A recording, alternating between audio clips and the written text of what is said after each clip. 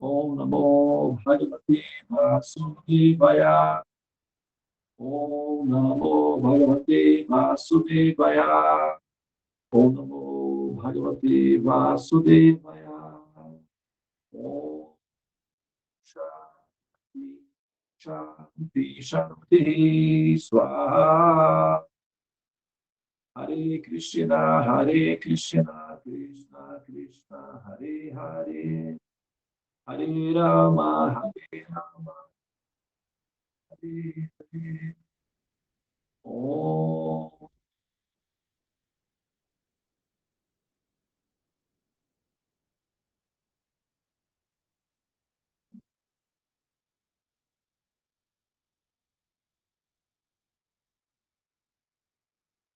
muito bem. Nós vamos. Vocês estão acompanhando. Diariamente nós estamos postando os versos da Bhagavad Gita com a tradução, né? Versos com a entoação do sânscrito, bem como com a tradução, né, do verso. Os versos estão sendo lidos de maneira dinâmica ou corrida, sem explicações, sem contextualizações, tá? Que é para vocês terem uma experiência direta do conhecimento, terem realizações orgânicas ou experiências diretas, sem necessariamente as nossas interpretações ali naquele contexto.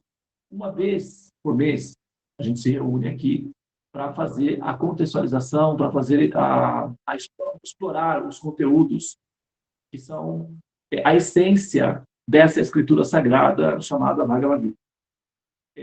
Nós estamos analisando os 4 versos essenciais desse livro, que é a Bhagavad Gita. É o capítulo 10, né? Nós, na leitura, no estudo que nós estamos fazendo, na leitura que nós fazemos, nós paramos no capítulo 2, né? Nós paramos no verso. Na verdade, a gente ainda está gravado já até o verso 40, até o verso 50. Está gravado até o verso 50 já. Mas nós paramos aqui no verso 32. Então, 33. Então, o que vocês devem fazer para, assim, para aproveitarem enfim, a oportunidade dos versos? O que vocês devem fazer? Ouvir os versos e dúvidas que tiverem, anotar as dúvidas e enviar para o Bhakta Dhananjaya. Porque aí, nesse meio tempo, entre um encontro e outro, eu posso fazer uma live para responder as respostas das perguntas que surgirem como dúvidas da audição dos versos. Aqui, nesses nossos encontros, eu estou dando ênfase ao estudo da essência, a princípio, da Bhagavad Gita, que são os 4 versos, né, que nós temos na nossa apostila, né? Esses 4 versos são posicionados no capítulo 10 da Bhagavad Gita. E se vocês, aqueles que tiverem aí nas mãos, né, a Bhagavad Gita, o capítulo chama-se A Opulência do Absoluto, e os versos são 10, 8,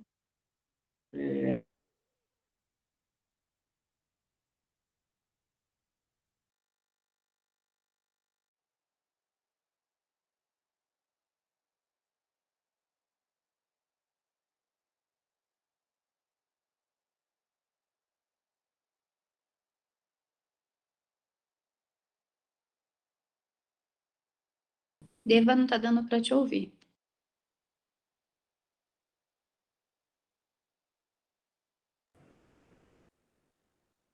Acho que congelou a imagem aí.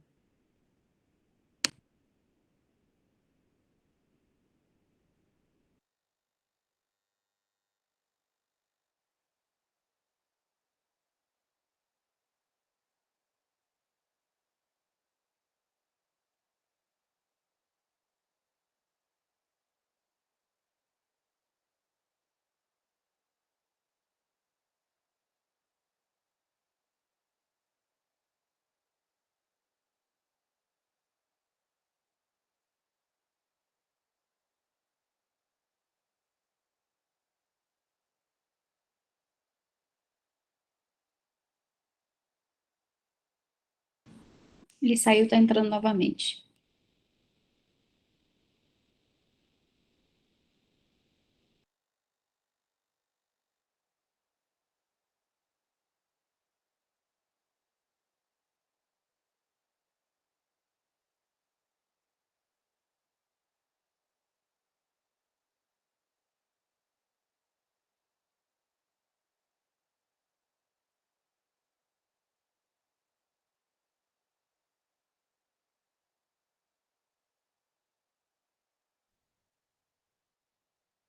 Voltei aí, novamente?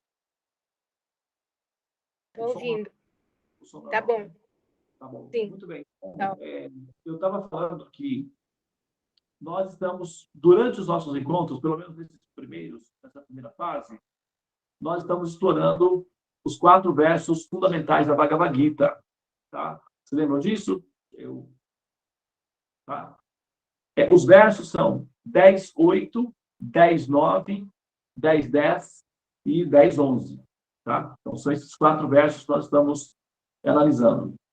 Então, eu vou dar ênfase a esses 4 versos e, durante o estudo, né, do Bhagavad Gita, dos versos que são enviados para vocês, na medida que forem surgindo dúvidas, a gente vai, então, assim, respondendo as dúvidas, e quando esgotarmos esse estudo inicial, que é o estudo dos 4 versos fundamentais, aí, então, nós vamos explorando os outros versos. Eventualmente, eu posso escolher um ou outro, ou nós elegermos no grupo qual verso seria o verso principal para a entrada, para a gente estudar nos nossos encontros. Tá? Nesse momento, eu acho que ainda por alguns encontros, a ênfase vai ser nesses 4 versos fundamentais. Esses são chamados Chatur Slokas. Chatur, que significa 4. Slokas. Slokas significa os sutras, ou os mantras, ou os 4 mantras. Nós chamamos de versos, né? Mas são mantras.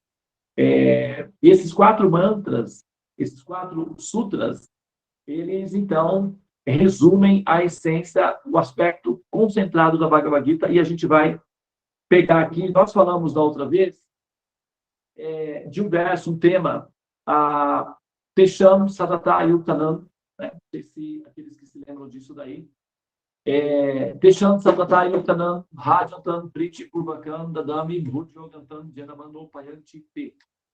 Eu abordei esse verso, número 10, do ciclo dos 4 versos, eu abordei esse daí, para iniciar, apenas com o objetivo de demonstrar que o conhecimento acerca do absoluto, ele não é um artigo de retórica ou de utopia meramente teológica. O assunto da realização ou da percepção, da compreensão do absoluto é um tema que ele tem a função de ser orgânico, de ser uma experiência direta com o ser. Tá? Então, nós que estamos acostumados a pensar nesse princípio de uma maneira muito utópica e de uma maneira muito abstrata, esse verso da Bhagavad Gita, ele quebra um pouco essa hegemonia, né, de pensamento acerca do absoluto e traz a possibilidade para dentro de um campo de realidade, de possibilidade acessível ao buscador sincero, tá? E livre de falso ego. Livre de falso ego significa livre de personalismo individual ou de egocentrismo, né? Então, esse buscador, ele então consegue acessar essas formas de conhecimento. O Bhagavad Gita, ele é um livro de instruções para nós colocarmos em prática. Ele é um manual da vida prática. E não apenas com a função de nortear as pessoas para dentro de um campo de organização social ou religiosa. Ele tem a função de tornar o ser iluminado ou consciente da verdade absoluta. Tá?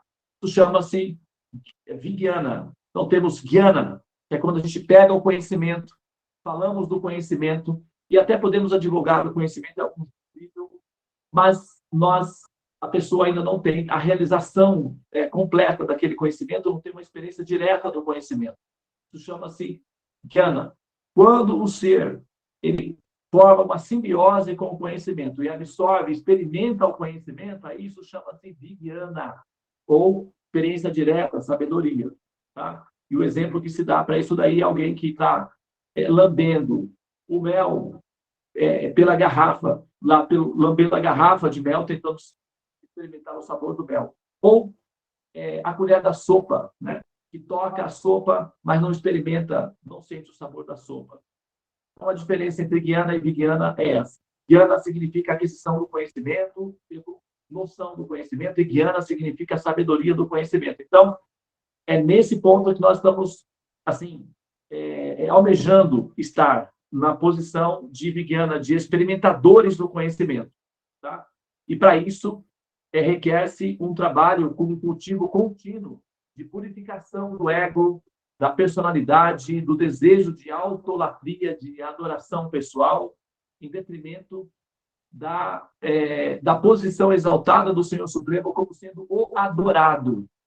Tá? E isso não necessariamente tem a ver com a exigência que o próprio Supremo tem de ser adorado, porque essa exigência não está na pauta dele. Essa questão dessa exigência é uma função necessária para o nosso treinamento, para nós nos descondicionarmos do nosso egocentrismo de personalidade relativa e focar a nossa mente numa personalidade mais expandida. E, com isso, nós próprios expandimos a nossa personalidade. Então, é para o nosso bem esse processo, não necessariamente que seja uma necessidade do ser, né, absoluto. Como, por exemplo, tá? Eu vou entrar aqui no verso, hoje, o verso 8, mas antes de entrar, vou dar esse exemplo final. Né? Imagine você, por exemplo, que, vamos supor, você é funcionário público. Tá? Imagine que você é um funcionário público. Ou você é diretor de uma empresa, ou você é dono de uma empresa. Então, se alguém chega na sua empresa, por exemplo, e diz para você, que os seus produtos são muito bons. Assim, o seu jardim é bem cuidado, ou a sua empresa paga em dia os impostos, etc. Qualquer desses elogios que sejam feitos em relação à empresa, em relação ao trabalho que você faz, esse reconhecimento, ele não é algo que você que esteja na sua pauta de exigência. Tá? Você gosta, evidentemente, você aprecia. Se alguém vem e fala, seus produtos são muito bons, você aprecia. Né? Você gosta. Mas não que você está obrigando que as pessoas digam isso. Tá? É uma questão de conquista. Então, ser amado ou ser querido pelas almas não é uma questão de exigência na pauta do absoluto, é uma questão de conquista. Ele é uma pessoa. E ele tem os métodos de conquista. Então, agora, para que a gente possa se aproximar desse ser de uma maneira que nós tenhamos benefício, inclusive o benefício de ter a inteligência expandida para compreender esse ser, nós está assim na nossa pauta aproximar desse ser com o princípio de respeito. E esse respeito é o que vai contar para começar uma relação formal de aquisição de conhecimento. Tá? Muito bem. Então, eu vou aqui ler o verso número 8 dos 4 capítulos. Tá? Nós estamos, então, oficialmente começando aqui. Começamos às 18 horas e 15 minutos, são 18 horas e 30 minutos. Então, a gente vai estender isso daqui para até às 19 horas e 15 minutos. Então, vou dar explicações nesse tempo. E, após isso, aqueles que quiserem fazer perguntas ou permanecerem na sala, estarão bem-vindos, tá? Eu vou só pedir para a Bhakti Maharani informar as pessoas que estão na sala, por favor, Maharani. Boa noite a todos, Hare Krishna. Então, hoje nós estamos aqui com o Prabhudevananda, com o Bhakta Dhananjaya, com o Carlos Marques, com a Devi Yogamaya, com o Edmar Vioto Júnior, Lincoln Lima, Marcelo Lourenço, Paulo Ferreira, a Tânia, a Vanessa, bem-vinda, Vanessa, a Vraja e eu, Bhakti Maharani. Namastê, Hare Krishna. Namastê, Hare Krishna. Boa noite para todos. meus respeitos. Eu vou ler o verso em sânscrito, então. Aham samasya bhavo matsavam pravartati iti matva bhajanti man bhudabhava samambitaha. Tradução. Eu sou a fonte de todos os mundos, materiais e espirituais. Tudo emana de mim. Os sábios que conhecem isto perfeitamente ocupam-se em meu serviço devocional e adoram-me de todo o coração. Então, repetindo. Om Savasatra Bhavo Matsavan Pravartati Iti Matva Bhajanti Man Bhuta Bhava Samambitaha. Om. Tradução. Eu sou a fonte de todos os mundos materiais e espirituais. Tudo emana de mim. Os sábios que conhecem isto perfeitamente ocupam-se em meu serviço devocional e adoram-me de todo o coração. Muito bem, eu vou ler aqui o significado, tá, do mestre Prabhupada para esse verso, que assim, vai facilitar a nossa interação de compreensão, tá bom? Então, significado por sua divina graça, Swami Prabhupada.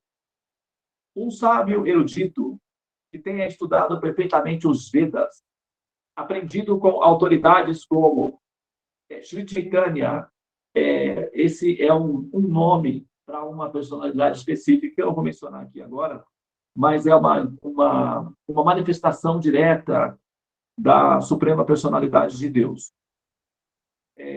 Como o Senhor Chaitanya, e que saiba como aplicar esses ensinamentos, pode compreender que Krishna é a origem de tudo no mundo material e no mundo espiritual.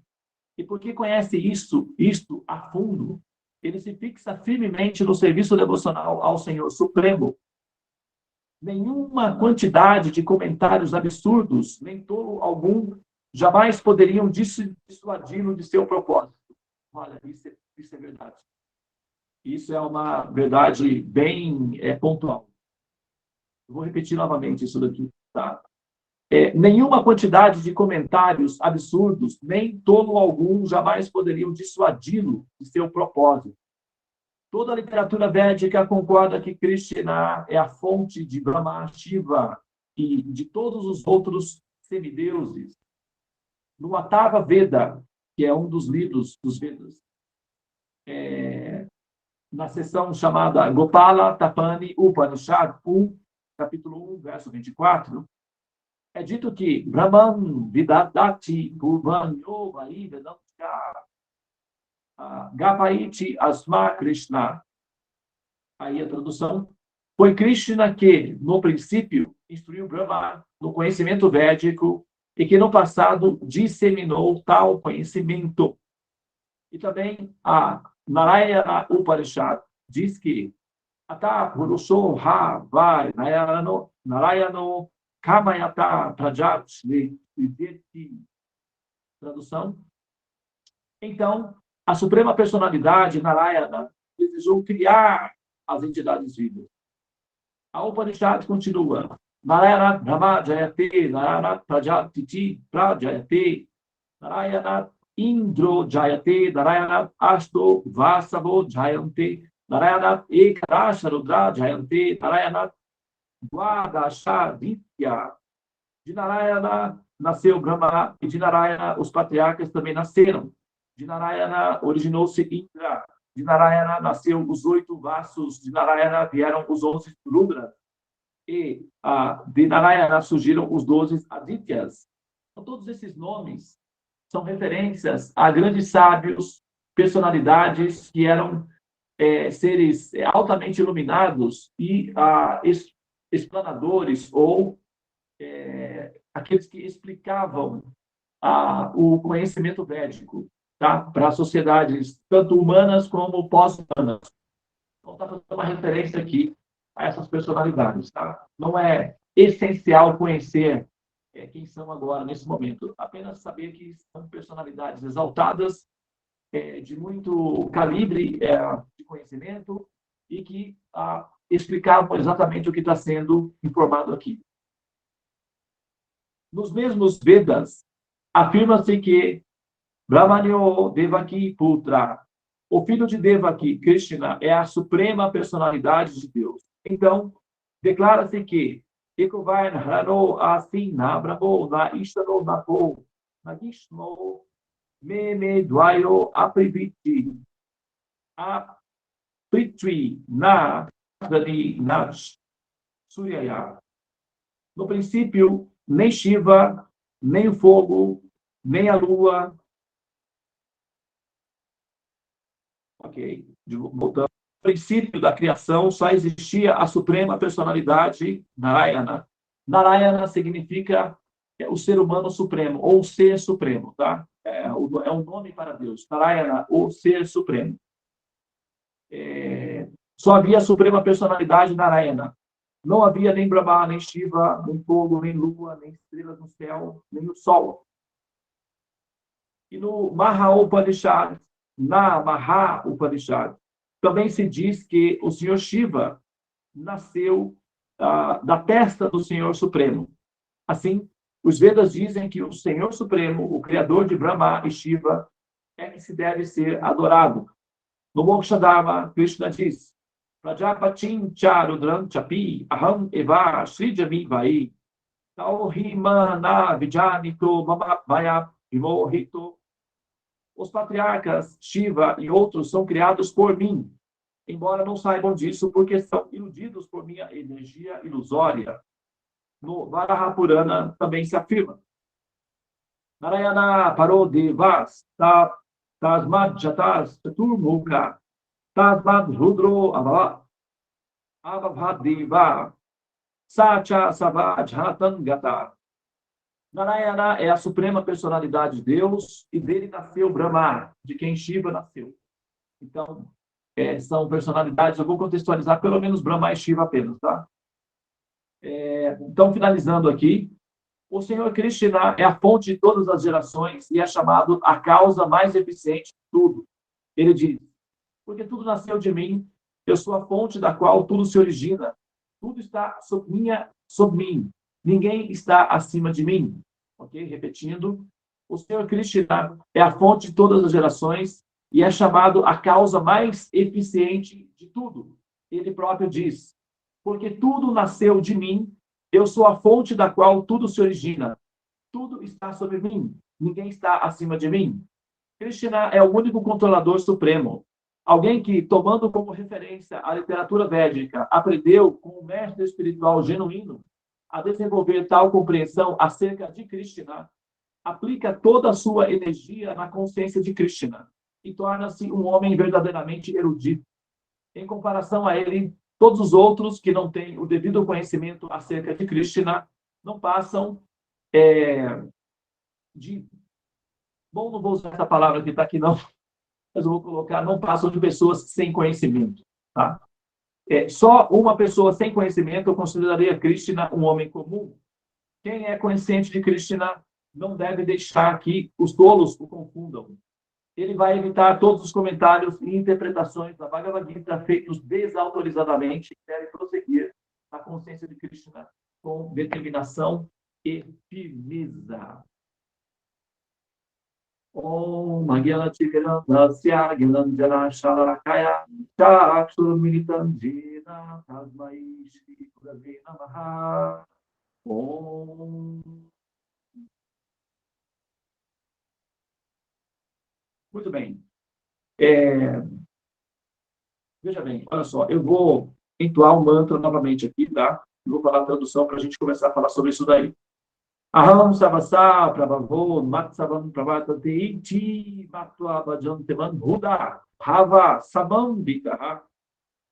Tradução. Nós estamos lendo na Bhagavad Gita, capítulo 10. Esse é o verso 8. A opulência do absoluto. Eu sou a fonte de todos os mundos, materiais e espirituais. Tudo emana de mim. Os sábios que conhecem isto perfeitamente ocupam-se em meu serviço devocional e adoram-me de todo o coração. Muito bem. Assim, sempre que nós vamos em qualquer posição, imagina que você vai explicar Deus ou o absoluto em qualquer plateia, para qualquer ouvinte. Então, você vai precisar de um paradigma bem estabelecido. Tá? Aqueles que não têm um paradigma bem estabelecido, eles são chamados os esotéricos, tá? Ou impersonalistas. Então, nesse caso, como essas pessoas elas não têm uma definição clara do que elas estão defendendo, então pode-se falar de qualquer coisa, enfim, dos conhecimentos universais, das forças universais, e também podem usar a psicologia pragmática, que orienta o homem, orienta o ser a permanecer firme na sua determinação resoluta de continuar progredindo, muito embora não se apresente um resultado final desse progresso ou destino final para aquele que progrida. Apenas se fala do progresso, mas sem uma definição final desse progresso. Quando se tem uma definição final desse progresso, então, automaticamente, atrás dessa condição de afirmação, também tem um paradigma. E o que é um paradigma? É um conjunto de ideias, um conjunto de explicações, mediante o qual você se fundamentará para dar a sua explicação acerca do absoluto, acerca de Deus. Tá? As religiões, normalmente, as grandes religiões, elas se fundamentam em paradigmas para poder defender as suas teses principais acerca de como o homem deve ver a natureza, deve ver a criação, deve ver a si mesmo, ou deve se comportar em relação a isso daí. Tá? A Bhagavad Gita, então, ao estudarmos a Bhagavad Gita, nós vamos nos deparar com a seguinte tese, tá? Com a seguinte teoria. Krishna é a suprema personalidade de Deus. Tá? Bom, mas aí o que acontece? Isso vai de encontro a o que é atualmente hoje, por exemplo, o que seria conhecido como o politicamente correto, talvez, porque você precisa necessariamente de um discurso coletivo para que você seja mais bem posicionado ou mais bem aceito socialmente.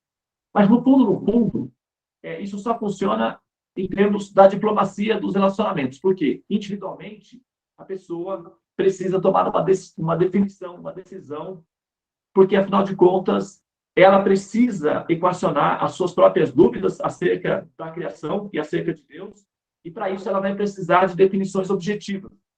Ela vai precisar, em algum momento, ter uma realização direta desse ser a quem está se referindo a todo o processo de criação. Tá?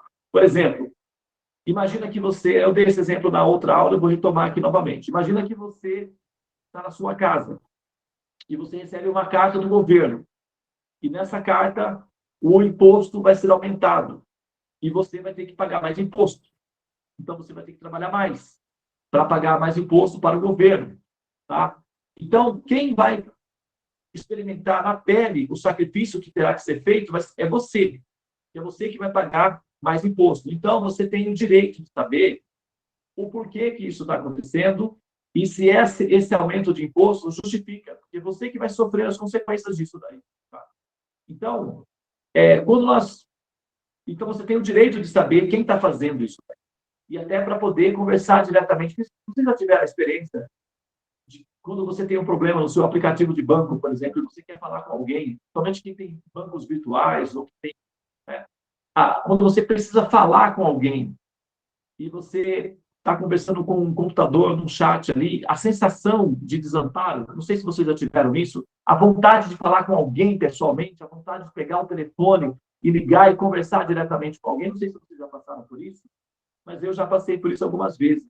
E a sensação é simplesmente de um desamparo, de uma impotência, a sensação de que você simplesmente não existe como pessoa e que o que acontecer com você tanto faz, não é um problema, ninguém está sentindo isso realmente. É você sozinho que vai sofrer as consequências e você vai ter que entrar no esquema impessoal para conseguir resolver o seu problema. Então, mas a vontade real é de pegar o carro e ir até no escritório, sentar diante de alguém e falar, vamos resolver o meu problema.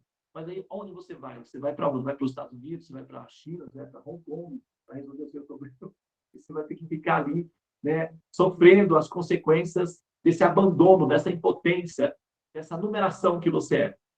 Então, agora, imagina que você é um ser, tá? E você é um ser. Então, essa imaginação é bem fácil. E, de repente, você começa a entender que você está com um grande problema na sua mão. Que você está diante de um grande dilema, de um grande problema, que é a sua própria existência. Tá? Você existe. E, como consequência disso, todas as demandas consequentes estão aí presentes diante de você. Você tem sentimentos que você precisa se realizar, você tem que trabalhar, você tem que se manter entusiasta, porque a tendência geral é que tudo leva, né? Existe uma grande propaganda, uma grande estrutura para levar você ao sentimento de fracasso, de desistência, enfim, não é, de depressão, mas você precisa estar sempre firme, resoluto, determinado e continuar dando seus passos firmes, como se diz, né, no ditado, um leão a cada dia, para que você não perca a noção de realidade, né? Como foi dito certa vez, não pense que a cabeça aguenta se você parar, né? Foi cantado, o Raul Seixas cantou isso daí. Não pense que a cabeça aguenta se você parar. Então, você tem esses problemas todos diante de você. E aí, você vai falar com quem sobre isso? Com quem que você vai falar sobre isso? Tá? Você está... Não, eu existo, tá? Mas venha cá. Por quê? Eu posso deixar de existir? Quem decidiu que eu deveria existir e agora eu estou com todas essas demandas? E com quem que eu falo? Como que você se sente numa situação assim? Está entendendo? Não tem uma pessoa. Você não tem uma pessoa. Você tem, o que a gente tem normalmente é uma sugestão. Mas imagina que você tivesse uma sugestão de uma pessoa. Né? É uma aposta de que haja alguém lá do outro lado. Quando você manda mensagem, né, para o seu aplicativo, fala, escuta, eu estou com um problema. E aí você fica assim, torcendo para que tenha alguém do outro lado que ouça o seu apelo. E aí você recebe uma mensagem automática. Mas aí, de repente, você recebe uma ligação de alguém que fala, olha, escuta, eu sou tal, eu estou percebendo que você está tentando estar em contato com a gente. Você está com algum problema? Qual é a sensação que você tem naquele momento? Imediatamente um grande alívio. Tem alguém, existe uma pessoa. Então, nós gostamos de pessoas. Apesar de as máquinas nos ajudarem muito, a gente gosta de pessoas. Agora, quando você tem esse problema diante de você, que é a questão da própria existência, com quem nós conversamos? A gente manda a mensagem para onde? Escuta, por que eu existo? Por que eu... Aqui, né, por que eu fui criado? Por que o mundo todo é criado? Então, agora, essa é a diferença de você ter uma pessoa com quem você pode conversar, e aí essa pessoa é o mestre espiritual, o representante autêntico de Deus. E você tem a empresa, ela é grande, mas você tem um representante da empresa que você consegue falar, então você já se sente mais calmo, porque você já se sente vivo, ou se sente, né, atendido. Então, quando se tem um representante autêntico de Deus, com o qual você pode conversar, então, automaticamente, você já se sente mais calmo. Então, tem alguém com quem eu posso conversar. Tudo bem. Agora, a conversa vai se desenvolver. Para isso, é preciso que essa pessoa que represente Deus, ela tenha uma relação orgânica, pessoal com Deus. Senão, no momento em que você percebe que essa pessoa está te enrolando, ou talvez, quem sabe, não manipulando, mas tem uma função meramente placebo, e de que ela não é capaz de resolver o seu problema, de que ela não é capaz de solucionar as suas dúvidas, a irritação volta novamente. Quando você percebe que a atendente está tentando te enrolar, está tentando transferir para você a culpa, aí você se irrita novamente. Enquanto ela está tentando resolver o seu problema, você está calmo. Mas quando ela começa a informar que a culpa é sua, de alguma forma, pronto.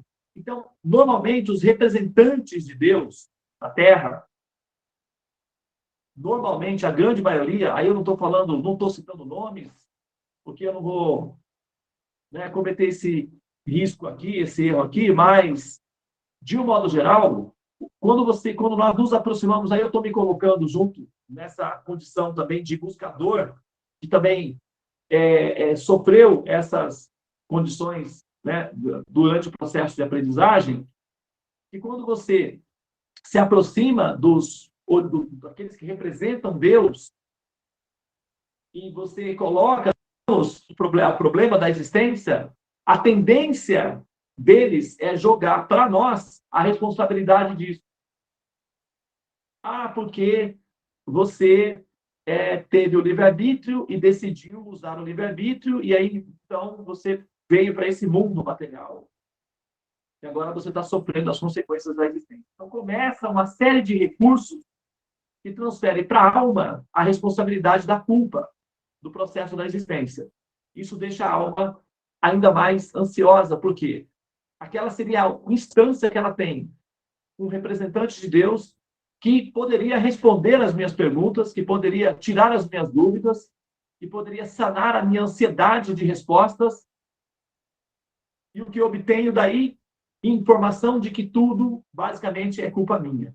E, afinal de contas, agora eu não tenho as respostas que eu quero, e ainda assim tem uma coisa a mais que eu nem sabia que era culpa minha, agora já estou sabendo também.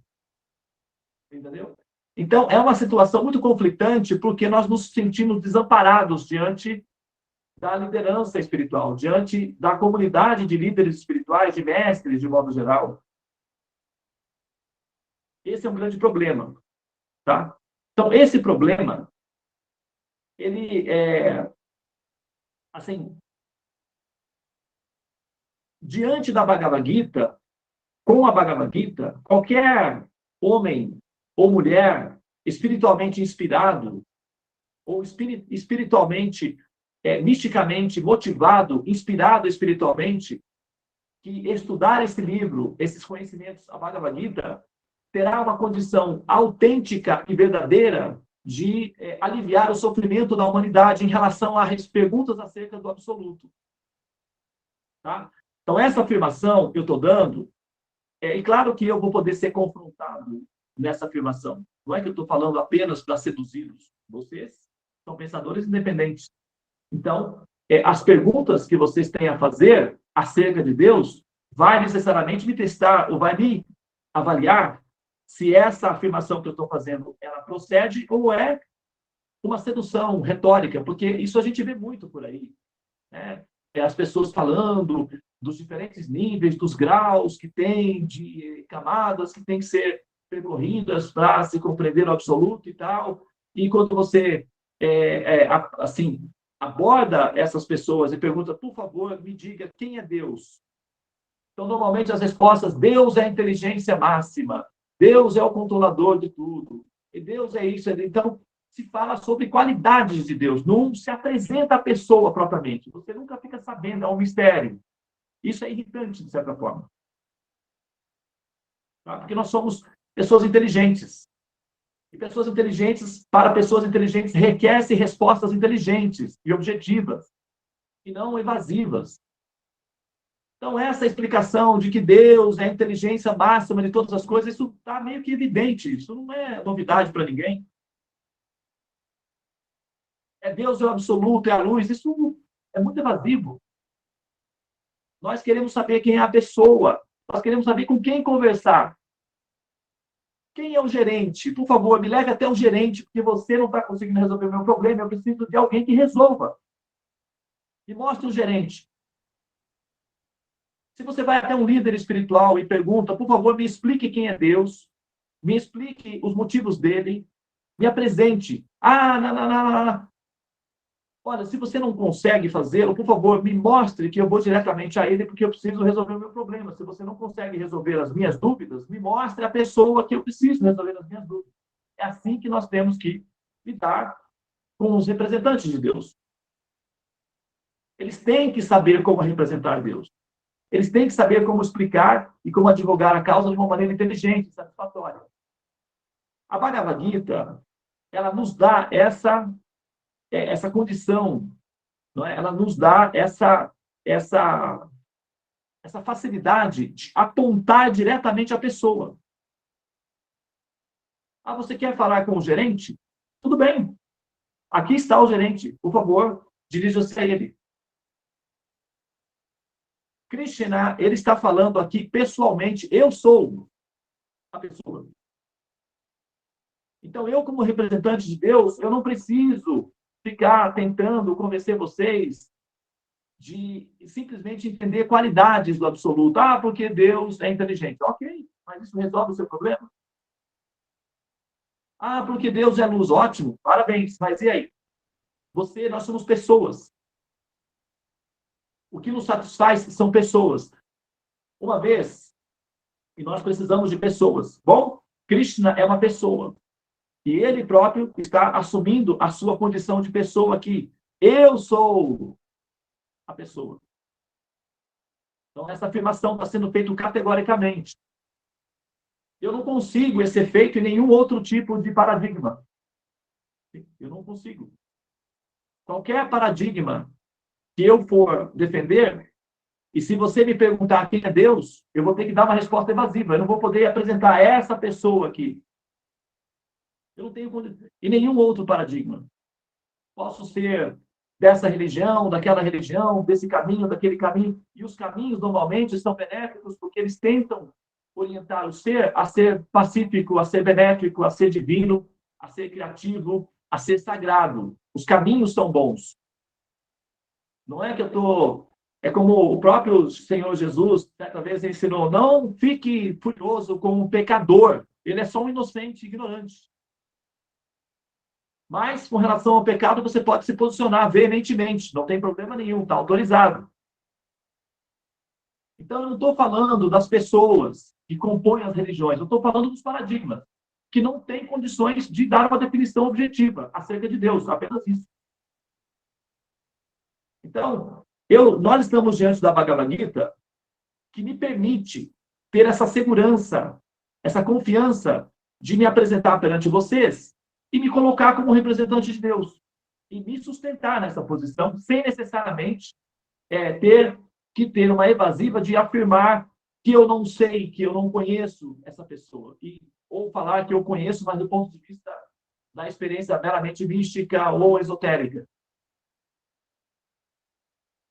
Então, isso tem essa facilidade. Uma vez, então, para realçar aqui a ideia, porque tudo isso está sendo falado aqui durante o texto, o mestre ele diz assim, que um representante de Krishna terá convicção. Nenhum outro argumento, pessoas tolas que querem impor as suas próprias personalidades, conseguem dissuadir um devoto resoluto de Krishna de qualquer outra compreensão. E nós não temos medo de inconhecimento. É diferente de uma pessoa que tem fé numa religião e se isola e tem medo de todos os demais. Isso não é um problema para nós. Nós não temos medo dos conhecimentos, nós não temos medo de interação com outras formas de pensar, outros paradigmas. Isso não é algo que nos afete. É diferente de você ter uma fé firme e resoluta no conceito de Deus, mas temer outras formas de pensar ou satanizar outras formas de pensar para proteger a sua forma de pensar. Isso não é um problema do devoto de Krishna, o devoto realizado. O devoto de Krishna, ele caminha em todos os caminhos, ele forma simbiose com todas as formas, mas ele sempre sai desses movimentos mais convicto, mais realizado do amor dele por Krishna. Ele não tem medo. Ele chama-se Abhay, que significa destemido. E, ao mesmo tempo, ele não é evasivo. Ele não é universalista. Ele não é homogêneo. Ele não é líquido. De que tudo se dilui, tudo é um, tudo é a mesma coisa. Não é assim. Ele mantém a sua personalidade, a sua realização personal ou pessoal de Krishna. E, ao mesmo tempo, se mantém assimilando e aumentando a sua capacidade de relacionamento. Essa é a informação que está sendo dada aqui. Os sábios, Krishna diz, olha, eu sou a fonte de todos os mundos, materiais e espirituais. Ele está falando isso. Então, vamos apostar que ele consiga manter essa palavra. Porque se ele for capaz de manter essa palavra, então nós estamos diante de uma pessoa com condições de diálogo. A gente já tem alguém. Bom, se você é o criador dos mundos materiais e espirituais, ótimo! Porque eu estava mesmo procurando alguém com quem eu precisava falar. Por que você fez isso? Eu gostaria muito de saber. Bom, a gente já tem uma pessoa. Nós não vamos entrar nesse campo agora, porque a gente vai entrar nesse assunto no decorrer do tempo. Mas, se alguém está dizendo, eu sou o dono da empresa, ou eu sou o gerente da empresa, ufa, graças a Deus. Posso falar com você? Por favor, sente-se, vamos conversar. Qual é o seu problema? Pronto. Aí você já consegue, entendeu? Pelo menos, sabe? Essa é a nossa experiência, né? Então, o Krishna diz aqui, olha, tudo emana de mim. Sabe? Ele está assumindo a responsabilidade. Tudo é responsabilidade minha. Eu sou o criador de tudo. E os sábios que conhecem isto perfeitamente ocupam-se em meu serviço devocional e adoram-me de todo o coração. Buddha Bhava. Bhava significa localização, aquele que está localizado. Buddha, em conhecimento pleno. Não aquele que supostamente tem algum conhecimento e, na verdade, no fundo, está apenas adorando a sua própria personalidade. Aquele que tem conhecimento vai realçar o Supremo. Porque ele é a pessoa original. Ele é a pessoa a ser exaltada. Ele é a fonte de todas as qualidades. Naturalmente, o ser com conhecimento ele vai se inclinar de encantamento diante da grandeza de Deus. É como um cientista. Se vocês observarem como os cientistas descrevem o universo, eles descrevem com encantamento, com reverência, com respeito. O universo para eles é Deus. E eles estão encantados com Deus, que é o universo. Olha todos os documentários de ciência descrevendo a natureza do universo, a criação do universo, eles descrevem isso com encantamento, com reverência. O Carl Sagan mencionou nós que vivemos num pálido pontinho azul escuro no universo. Isso é o quê? Êxtase de encantamento diante da grandeza. Então, a pessoa que tem a realização, a compreensão da grandeza do universo, automaticamente se encanta. É encantador conhecer a grandeza. Um cientista biólogo que estuda a fecundação humana, ele simplesmente ele entra em estado de choque, de encantamento. Uma célula, a estrutura de uma célula, um pesquisador científico, ao estudar, eu já assisti vários documentários de como eles se sentem diante de descobertas. Encantamento, estado de encantamento. Então, esse é um efeito natural de uma pessoa sábia, que tem conhecimento. Um empresário, por exemplo, um empresário de sucesso, diante de um homem que está lá entre os 10 da Forbes, por exemplo, de um bilionário. Então, esse bilionário vem para dar uma conferência. Tem vários empresários de sucesso. Esses empresários estão diante daquele homem com reverência, com encantamento, com respeito. Por quê? Eles sabem como é difícil ganhar dinheiro e sabe reverenciar alguém que tem inteligência para fazê-lo. É encantamento, isso é sabedoria. Agora, diante de Deus, qual seria o nosso encantamento? Qual seria nosso êxtase? Amor, reverência diante do Supremo. É natural. Não é porque nós somos idiotas, que nós somos fracos psicologicamente, que a gente tem que adorar uns. Não é isso. É simplesmente uma questão de sabedoria, de realização, de encantamento. Tudo que é grande, poderoso, magnífico, maravilhoso, produz encantamento. Então, os sábios que conhecem a pessoa, Deus, Krishna, se encanta com esse ser. É muito simples, é uma questão natural, não tem a ver com uma fraqueza psicológica que nos obrigue a adorá-lo. É uma realização.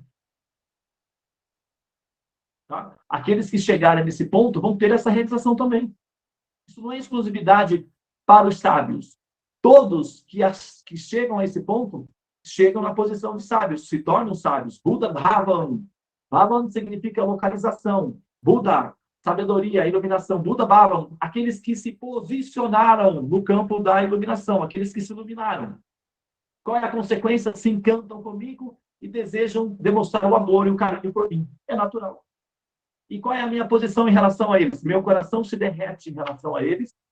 A minha vida é dedicada a eles. Eu só penso neles. Eu os amo muito do meu coração e quero cuidá-los o tempo todo. Essa é a minha situação. E nós nos amamos muito. Esse é o resultado final de conhecer plenamente a pessoa em si, não as qualidades apenas, não os atributos que se mencionam acerca da pessoa. Então, para finalizar aqui,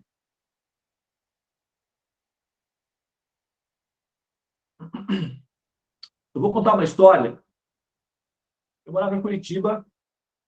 Curitiba foi por alguns anos, durante a administração do urbanista chamado Jaime Lerner, uma referência mundial, a capital da ecologia mundial. Foi uma referência no mundo inteiro, uma capital ecológica. Uma cidade verde, bem urbanizada, um sistema de transporte público ecológico, assim, o menos poluente possível. Foi uma cidade condecorada nos fóruns internacionais como a capital mundial da ecologia, Curitiba, Brasil. E o administrador era o professor e urbanista Jaime Lerner, que foi o prefeito de Curitiba. Na época eu morava em Curitiba. E eu sou, né, daquela região ali, a Marlene também, nós somos daquela região de lá. Né? Então, eu estava, por algum arranjo, parou na minha mão um convite para participar de uma palestra dele. E eu, então, fui participar dessa palestra. Esse convite que chegou até mim era um convite cortesia do espaço, que veio através de um amigo, chegou na minha...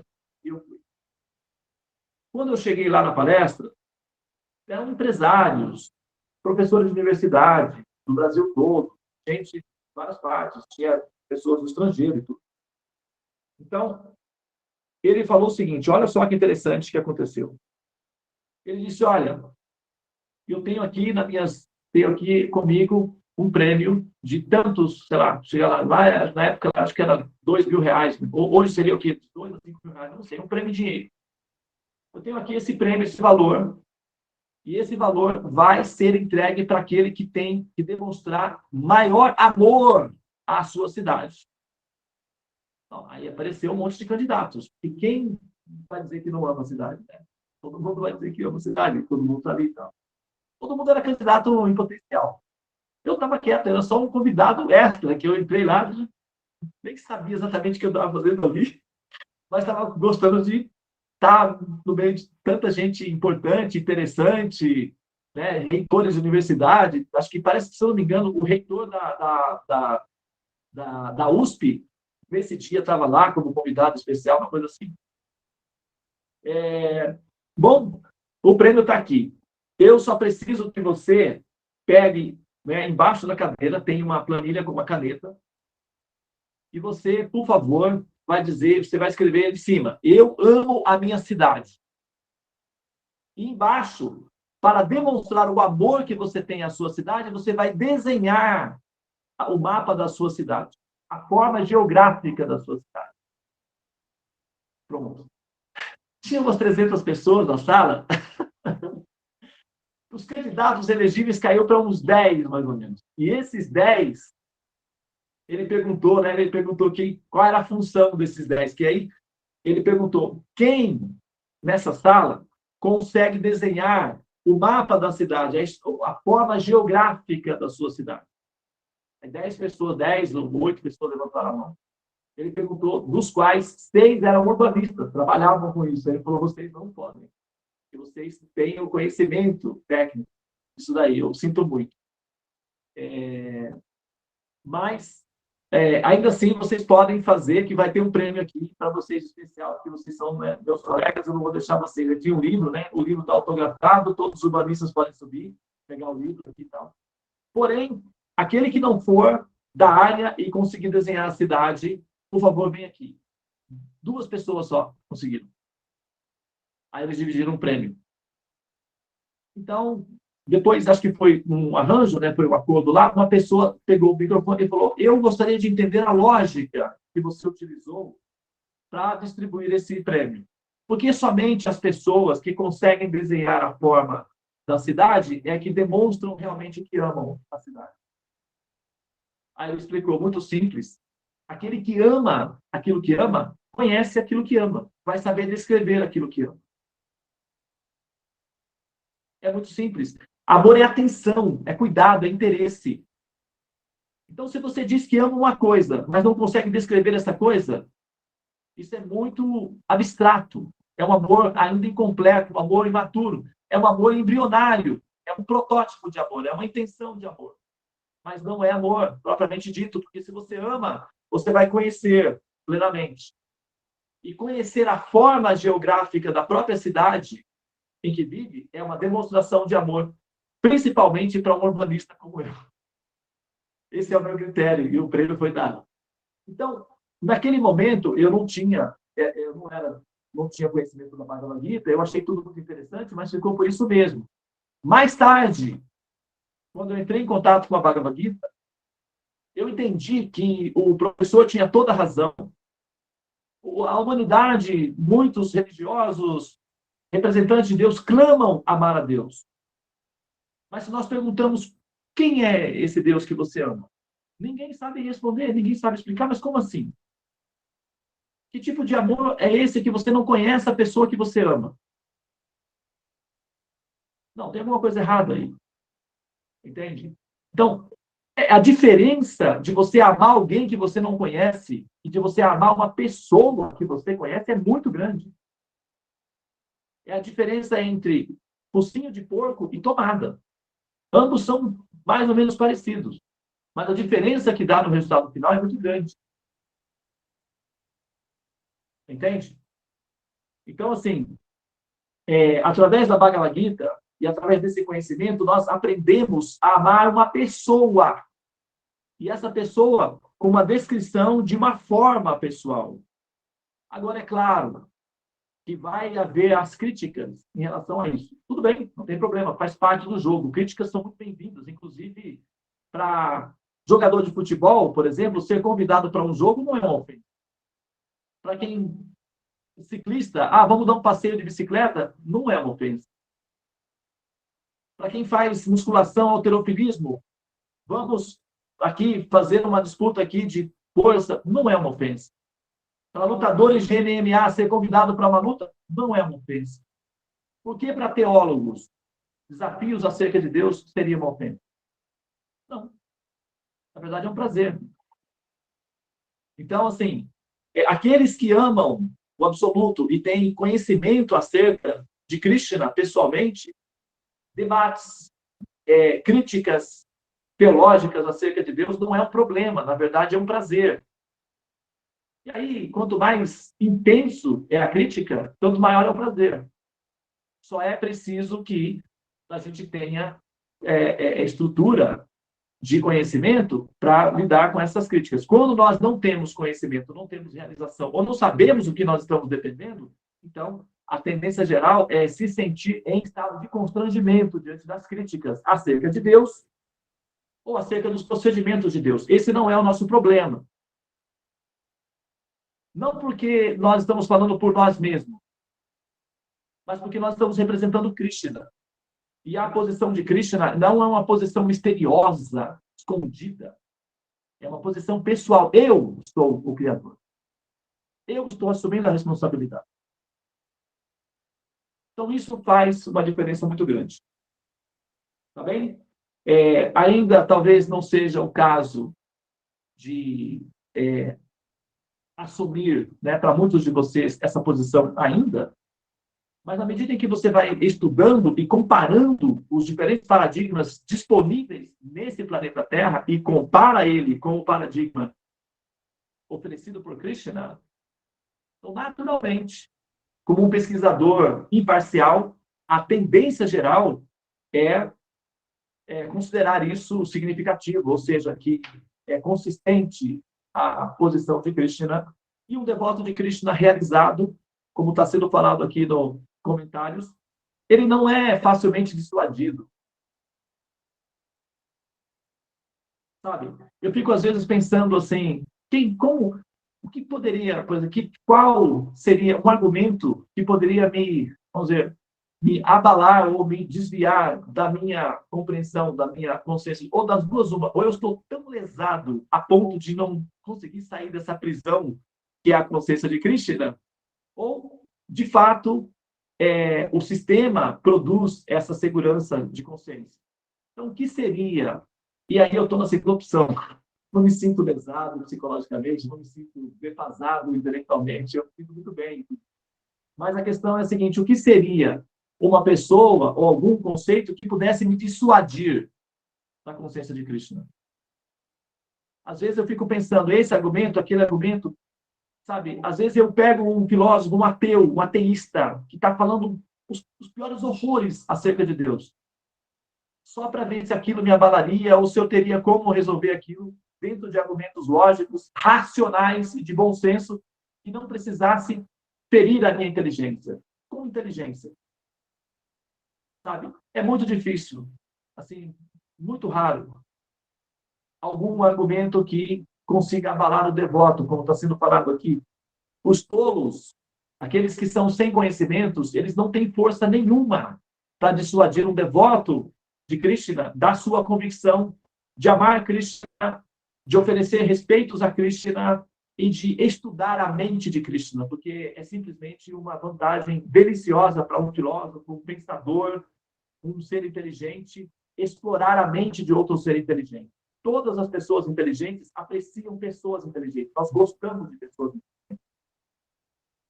Então, se você, de repente, tem uma fonte de uma mente incrivelmente inteligente e você pode explorar essa mente incrivelmente inteligente, então isso é uma grande satisfação para uma pessoa inteligente. Por isso que Krishna diz aqui, Buddha Bhava, os sábios que conhecem isto se ocupam em me adorar. E adorar Krishna significa estudar a inteligência de Krishna é adorá-lo. Krishna diz na Bhagavad Gita, aqueles que estudam esse nosso encontro, essa nossa conversa, me adoram com a inteligência. Então, estudar os conhecimentos de Krishna é adorar Krishna. É adorar a inteligência de Krishna. Isso é adoração. Esse estudo que nós estamos fazendo aqui, isso é adoração. Porque é apreciar a inteligência de Krishna. Muito bem. Então, o meu convite para vocês é que estudem a inteligência de Krishna plenamente. Explorem ao máximo essa inteligência suprema, que o resultado vai ser mais ou menos um resultado padrão. Você vai se encantar com isso. Porque se você se tornar um cientista autêntico, devotado, dedicado, amante da ciência, diante da grandeza do universo, qual vai ser a sua reação? Encantamento, êxtase. Esse é o resultado da sabedoria. Então, o resultado da sabedoria de entender a mente de Krishna e de conhecer a pessoa Krishna é encantamento de êxtase, de existência, amor. Chama-se Krishna Prema, ou amor por Krishna. E é isso que a gente está, assim, compartilhando aí, né? Nesses nossos encontros, amor por Krishna, adoração a Ele, respeito à sua grandiosidade existencial. E por que não fazer amizade com uma pessoa assim? Pode ser até legal, pode ser interessante, porque pessoas assim, que não têm medo, são livres, normalmente são muito legais, são muito simpáticas, são muito gentis, são altruístas, são benevolentes, não são avaras, não são esquisitas, são divertidas. Então, de repente, para você pode ser uma experiência interessante ter um relacionamento de amor e de amizade pessoal com Krishna, já que ele está se, assim, oferecendo a esse relacionamento aí, tá? 7h20, passei um pouquinho, 5 minutos do meu prazo estabelecido, e agora Se houver perguntas ou se houver comentários que queiram fazer, eu estarei à disposição.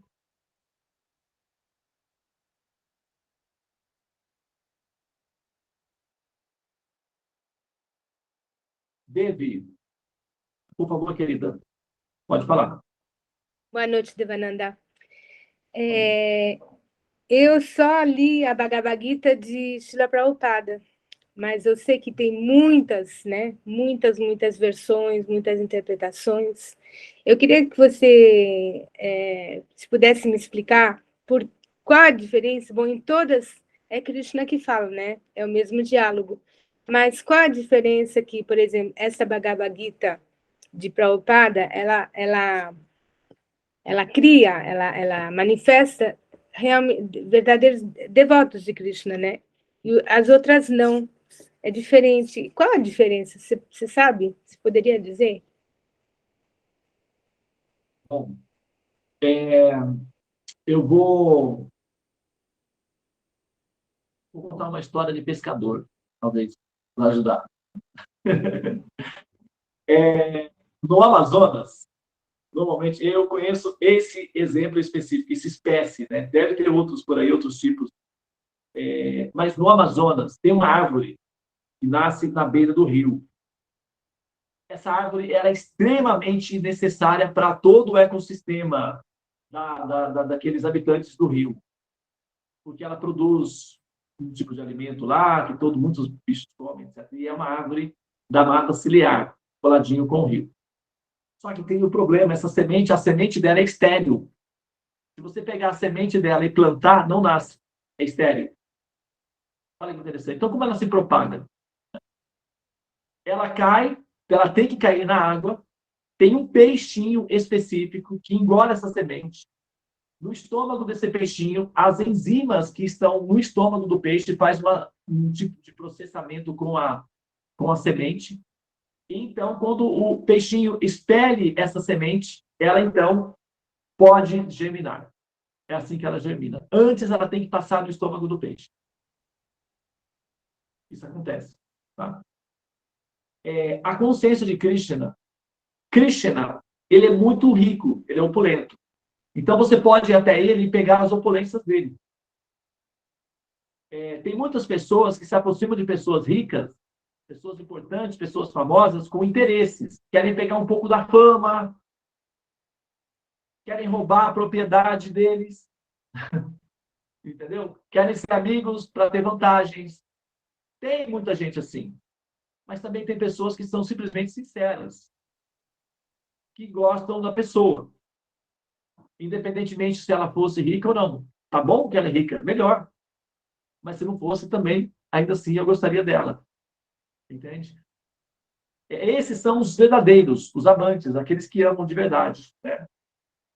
Da mesma forma, muitas almas condicionadas se aproximam de Krishna.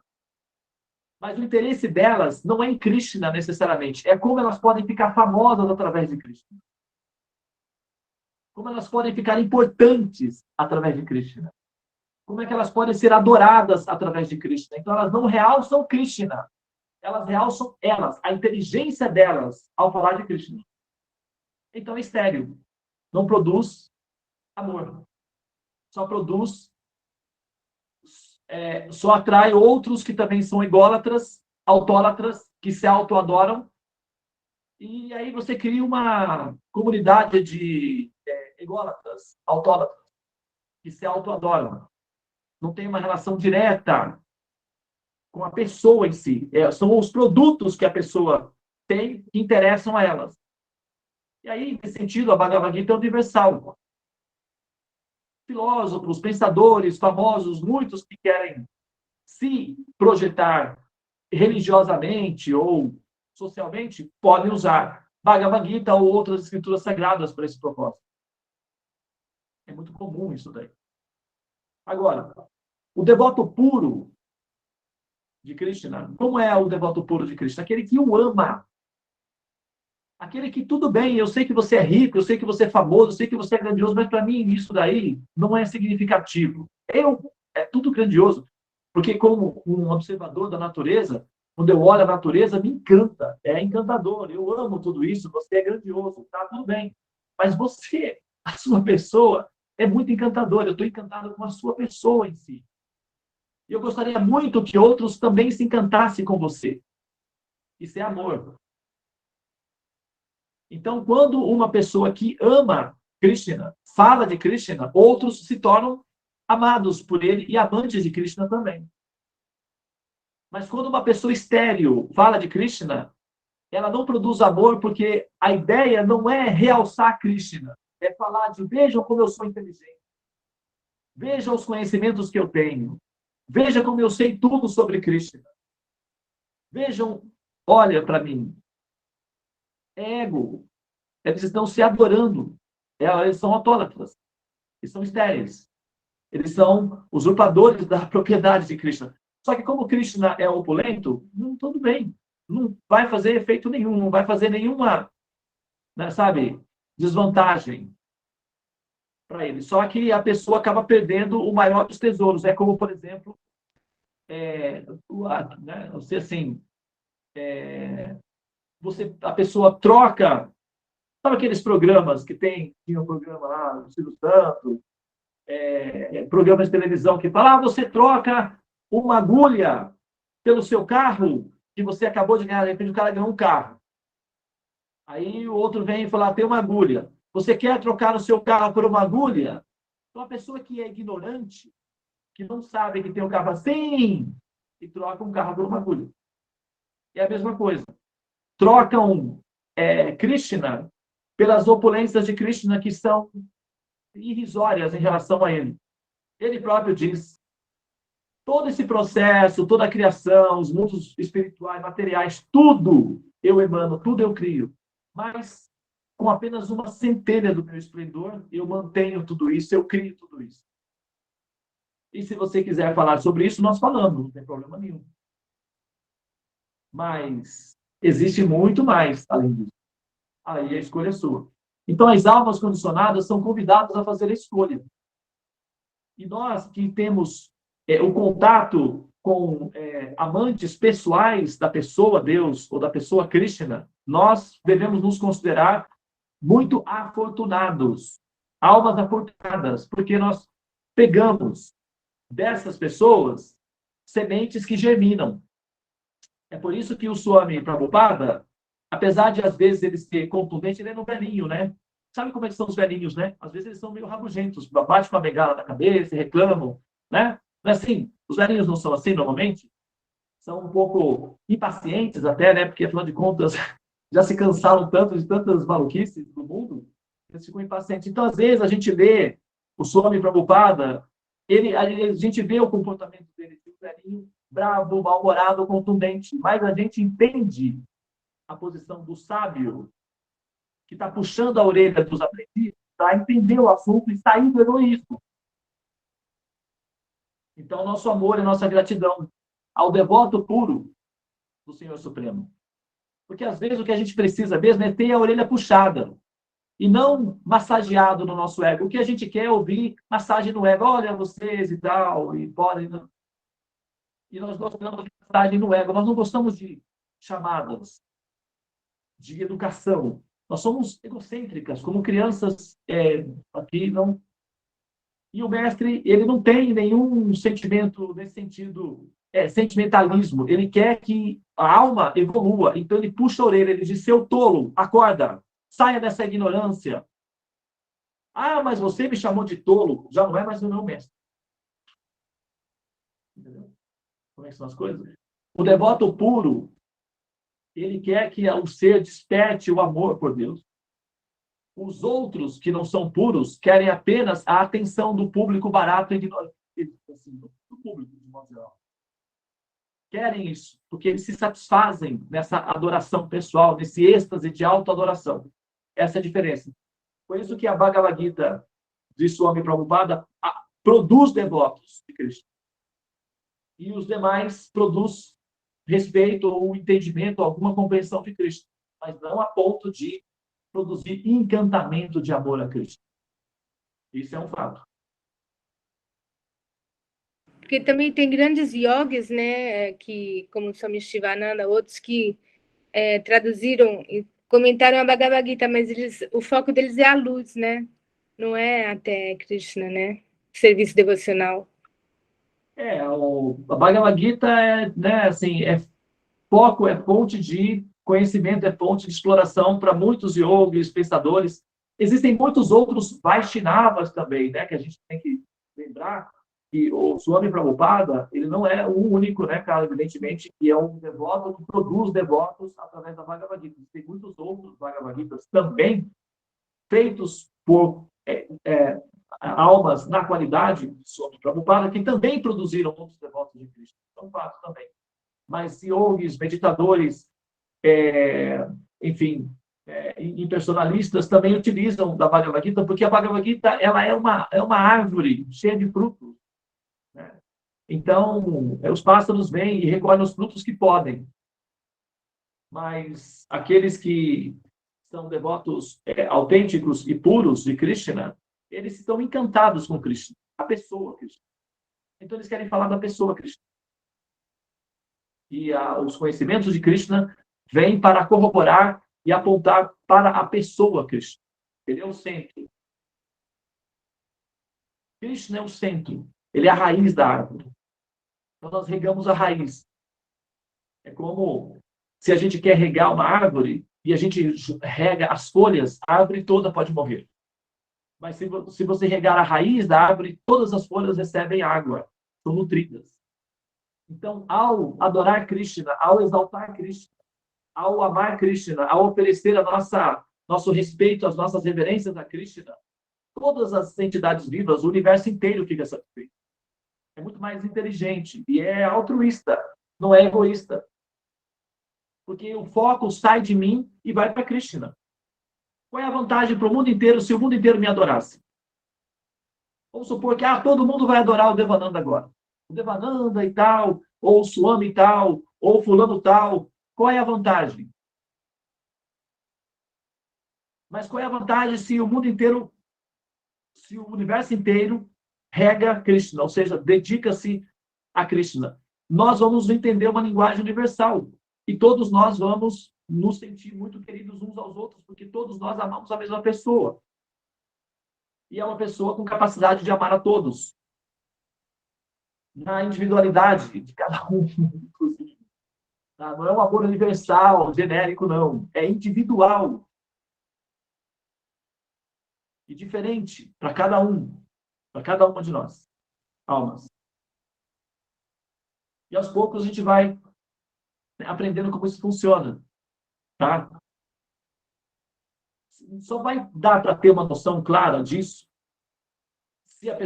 depois que a pessoa experimenta amor por Krishna. Antes de experimentar amor por Krishna, qualquer decisão está incompleta. Mas eu não quero experimentar amor por Krishna. Ok, tudo bem, você não experimentou. Então está incompleta a decisão. Pode ter uma decisão baseada no livre-arbítrio? Tá bom, não tem problema nenhum. A pessoa pode usar o livre-arbítrio para isso. Mas isso não significa que esse livre-arbítrio é completo. Porque falta um elemento, a experiência de amor por Krishna. Sem essa experiência, como que você vai definir se as outras decisões são melhores ou não? Entendeu? Maharani, você quer comentar? Sim, eu estava tentando achar aqui nesse livro Jaiva Dharma, que ele comenta que a gente não consegue chegar sem uma... Eu vou achar o texto aqui, depois eu compartilho com o pessoal do grupo, mas a gente não consegue chegar nessa experiência de Deus mesmo se a gente não tem uma visão real dessa personalidade, por exemplo. Então, se for muito luz ou muito, a gente não chega, né? Mas aqui está falando bem legal, mas eu não consegui achar aqui agora para compartilhar. Sim, nós somos pessoas e nós amamos pessoas. Né? O atributo, por exemplo, é um pouco irracional, por exemplo, porque nós somos pessoas, nós temos individualidade e nós preservamos isso. E quando nós tiramos essa qualidade do absoluto, da pessoa suprema, um pouco irracional, porque ele teria um atributo menos que nós temos, que é a característica de ser uma pessoa. Então, nós teríamos um atributo a mais. Ele só seria uma espécie, talvez, né, de inconstância, sem personalidade, sem forma, sem nenhuma realidade tangível, mas nós temos essa capacidade. Então, nós teríamos características superiores, porque teríamos a capacidade de ter isso e também a capacidade de ser, se quiséssemos, nos dissolver em luz. Entende? Então,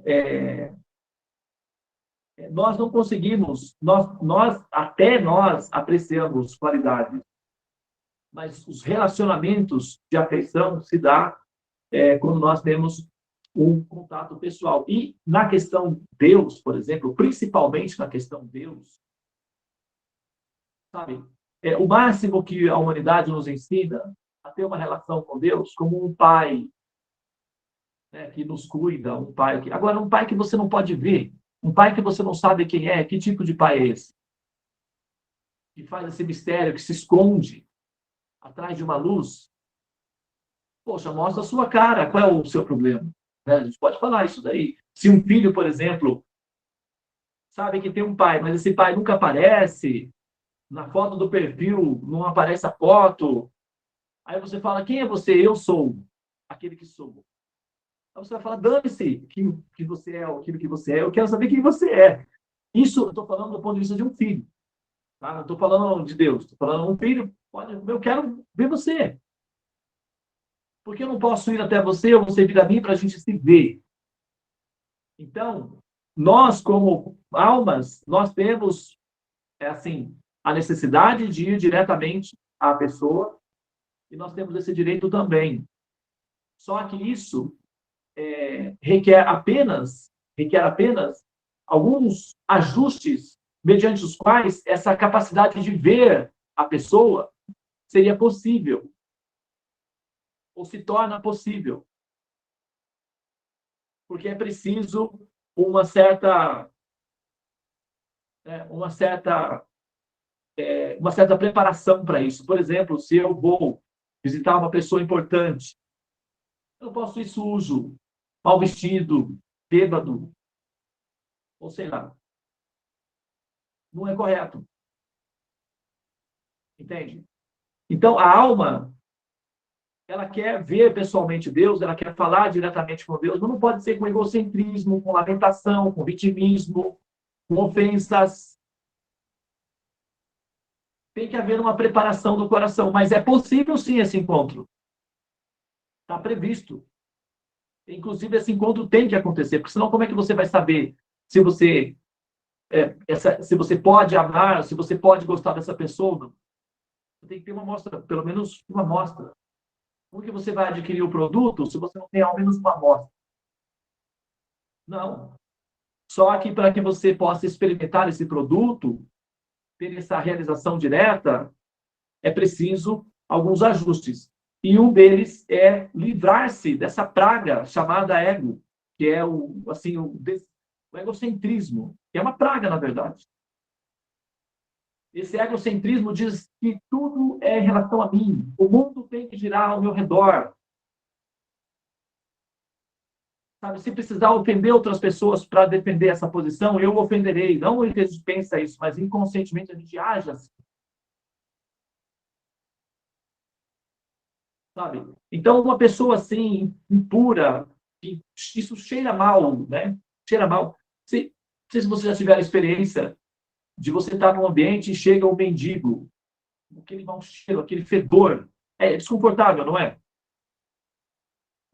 É um ser humano, a gente respeita o ser humano, a gente não vai maltratar. Mas que é desconfortável para nós que conhecemos a limpeza, que apreciamos a limpeza, é desconfortável. Não é uma questão de... é desconfortável. Tanto é que muitos restaurantes não deixam os mendigos entrarem. Se tem alguma coisa, dá lá na porta. Não vai deixar entrar, porque é desconfortável. Então, a gente tem que ver, mas eu quero ver ele falar com Deus. Tudo bem, mas vem cá, e as condições? Seria agradável, seria confortável para outra pessoa que você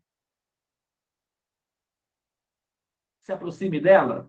Então, você está pensando no bem-estar da outra pessoa também? Ou você está pensando só na sua necessidade? Eu quero conhecer, eu quero ver, eu quero. Por quê? Tá bom? Você só está pensando em você, mas você está preparado, ou seja, em condições de encontrar-se com uma pessoa, e esse encontro também será agradável para a outra pessoa? Porque o encontro tem que ser agradável para duas pessoas, não pode ser só para uma. Isso é egocentrismo. Então, querer ter uma relação com Deus a qualquer custo, de qualquer jeito, é egocentrismo, é egoísmo, é infantilidade. É preciso ter uma condição mínima para que esse encontro seja agradável também para outra pessoa, porque senão a gente força a outra pessoa a nos suportar. E isso é desconfortável. Então, nós precisamos limpar o nosso coração, limpar a nossa consciência, e através do sadhana, através do cantar puro dos santos nomes do Senhor no âmago do coração. Esse cantar, ele é perfumado. Então, ele nos lava, ele nos limpa, ele nos perfuma como almas. E nessas condições de almas limpas, purificadas e perfumadas, o encontro também vai ser prazeroso, agradável para Deus. Aí, tudo bem, não tem problema nenhum. Mas sujas, mal cheirosas, contaminadas, todas, sabe? Não, porque eu quero. Tem realmente, será que a gente não pode poupar? A energia ilusória, o universo já cria um sistema para proteger o Senhor Supremo dessas almas, né? Almas impuras. Porque almas impuras, impurezas fede. Não sei, tem mau cheiro impureza. Então, por que a gente tem que entrar no campo de Deus, no campo de Cristo, mal cheirosas, impuras? Para quê? Não há necessidade disso. É apenas egocentrismo nosso. Então, nós temos que nos purificar. E isso não é demorado nem difícil. O processo de preparação, de adaptação ao encontro com Krishna é relativamente rápido, fácil, alegre e gracioso. Como é o encontro pessoal com ele. Não é sofrido, tenebroso, mártir, sanguinário, como alguns métodos utilizam, que você tem que se machucar, se cortar, se flagelar, se destruir, talvez. Se eu quiser falar com Deus, tenho que aguentar a dor, né? Será realmente que é preciso assim sofrer mesmo? Será que o caminho de encontro com o Supremo necessariamente envolve a dor? Não é isso que Krishna diz no Bhagavad Gita. Krishna diz, esse conhecimento é o rei da educação. Ele é o mais secreto de todos os segredos. E como se pratica esse conhecimento? Ele é fácil e se executa alegremente. Então, a consciência de Krishna é uma prática alegre, que você pratica alegremente. O que dói é tirar as ervas daninhas do coração, que são as contaminações que nós estamos apegados. É isso que dói. Não o serviço devocional em si. Ele é amoroso, ele é doce, mas depois que a gente tira as nossas contaminações mais grosseiras, a gente já consegue experimentar o prazer, o sabor do serviço devocional.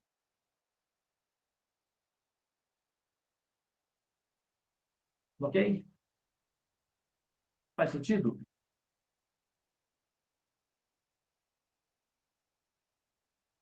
Eu gostaria de só trocar uma palavrinha bem rápido, assim, um minutinho, né? Porque a gente tem poucas pessoas na sala, quer ver? Ó? Tem aqui o Paulo. Paulo, você se incomodaria de abrir a sua tela um minutinho só, para trocar uma palavrinha? Temos, né, a Márcia, temos a Tânia. Algum de vocês que se voluntaria? Não sei se o Paulo está me ouvindo.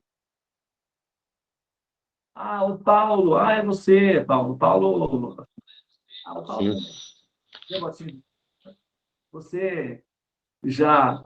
Mas, assim, faz sentido essas observações feitas aqui, Paulo? Falhou, não entendi. O que nós comentamos aqui, o que nós conversamos aqui, para você, faz sentido do ponto de vista... É porque aí você é um pouco suspeito, porque você já está conectado com Krishna, mas ainda assim, imparcialmente falando, como pesquisador, como observador, essas afirmações fariam sentido, tem coerência para você? Você conseguiria dormir com essa informação? Sim, sim. Faz todo sentido. Eu só não peguei essa informação, na verdade. Tânia, você gostaria de falar alguma coisa, Tânia?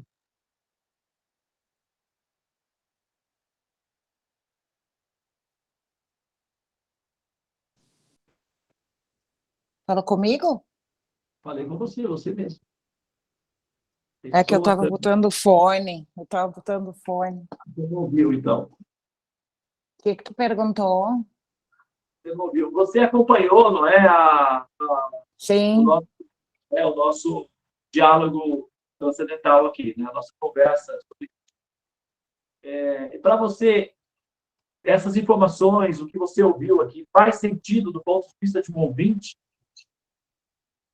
do ponto de vista o quê? Do ponto de vista do ouvinte, daquele que ouviu. Na verdade, De mim? Para mim, a maior parte faz sentido. a maior parte faz sentido. Anota as partes que não faz sentido e passa para nós. Tá bom? O que você Mas ouviu? é irrelevante o que eu acho que não faz sentido, porque não vai mudar. Não, para nós pode fazer muito sentido, saber o que não faz sentido. Porque, de repente, a gente está, sei lá, comprando gato por lebre, né? Então, pode ser que você nos ajude a nos alertar de alguma coisa que nós estamos, assim... Então, na verdade, é interessante saber o que as pessoas não conseguem assimilar para nós criarmos uma forma de tornar isso acessível ou rever o que nós estamos realmente. Não é uma questão de assimilar, é que cada um tem os seus paradigmas, né? E eu, por exemplo, para mim, Deus não precisa ser uma pessoa, não precisa ter forma. Mas quando eu ouvi sobre a forma, o Jaime Lerner, que eu acho um cara, como arquiteto urbanista fantástico, fantástico. Curitiba é a cidade mais linda do Brasil. Quando ele falou sobre a forma, isso faz muito sentido. Se tu não consegue descrever algo racionalmente, tu não pegou ainda a ideia. Tu não pegou a ideia, está incompleto. Né? Para nós humanos que somos limitados, se a gente não consegue descrever, é porque não compreendeu. Mas eu, particularmente, não acho que Deus precisa ser uma pessoa. É tudo. Eu enxergo Deus em tudo, até no ar. Eu sinto isso. Esse tema, né, do impersonalismo é um tema que, né, do impersonalismo do absoluto, né, da visão impessoal do absoluto, é um tema que vai ser, né, amplamente discorrido na Bhagavad Gita, vai ser tratado, vai ser explorado na Bhagavad Gita. Então, no discorrer dos nossos estudos, esse tema vai vir na pauta e nós vamos tratar dele aí. Ou falar sobre ele. Mais para frente? Sim, mais para frente. Vai falar sobre isso, porque é interessantíssimo, na hora a gente precisar limitar tanto Deus que ele se transforma na imagem e semelhança dele, que somos nós, né? Não precisa, ele é tudo. Deus é um, então, né? As diferentes possibilidades ou as diferentes posições filosóficas ou as metáforas que são utilizadas para defender esse ponto ou aquele ponto vão ser trazidos na pauta e nós vamos analisar a consistência de cada posição filosófica em relação a esse princípio. Né? Isso faz parte do conteúdo do estudo da Bhagavad Gita, inclusive. E sabe a Devi, que eu não lembro o nome, porque tá esses nomes estranhos, eu não sei o nome das pessoas. Essa Devi que conduz o sadhana das 7 horas, que ela é um amor. Ela perguntou uma coisa interessantíssima que eu tinha pensado nisso já. Tem vários escritos do Gita. E eu, por exemplo, tenho o meu Gita há mais de 30 anos, né?